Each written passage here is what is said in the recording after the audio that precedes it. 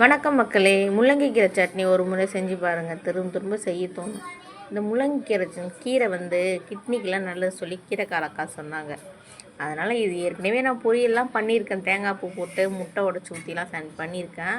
ஆனால் அது டேஸ்ட்டு சுமாராக தான் இருக்கும். பட் உடம்புக்கு நல்லதுன்றதுனால அதை செய்வேன், அதை வேஸ்ட் பண்ண மாட்டேன். அதை கட் பண்ணி பொரியல் பண்ணிவிடுவேன்.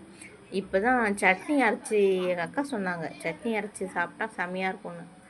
அதில் காஞ்ச மிளகா, கடலப்பருப்பு, இஞ்சி, பூண்டு, புளி நம்ம நெல்லிக்காய் இருக்குல்ல, நெல்லிக்காய் சைஸில் எடுத்திருக்கேன்.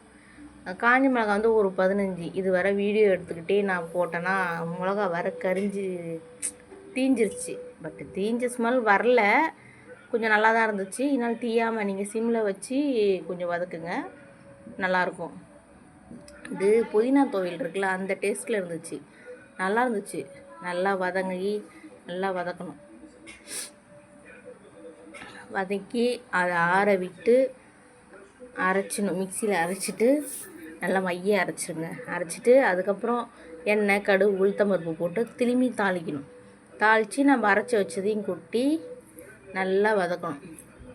நல்லா ஏற்கனவே வதங்கிடுச்சு, அந்த கலர் டிஃப்ரெண்ட் சேஞ்ச் ஆகும். அந்த மாதிரி வதக்கும்போது நல்லாயிருக்கும். அதுவும் டேஸ்ட்டாக இருக்கும். சாப்பிட்டு பாருங்கள், திரும்பி உங்களுக்கு செய்ய தோணும். இது வேஸ்ட் ஆகக்கூடாது. அதுவும் முள்ளங்கியோட கீரையெல்லாம் மோஸ்ட்லி அதை கட் பண்ணி போட்டுருவாங்க, செய்ய மாட்டாங்க. ஆனால் இது உடம்புக்கு நல்லது, அதனால் இது செஞ்சு சாப்பிடுங்க. பசங்களுக்கும் செஞ்சு கொடுங்க, வீட்டில் வயசானவங்க இருக்காங்களா அவங்களுக்கும் செஞ்சு கொடுங்க.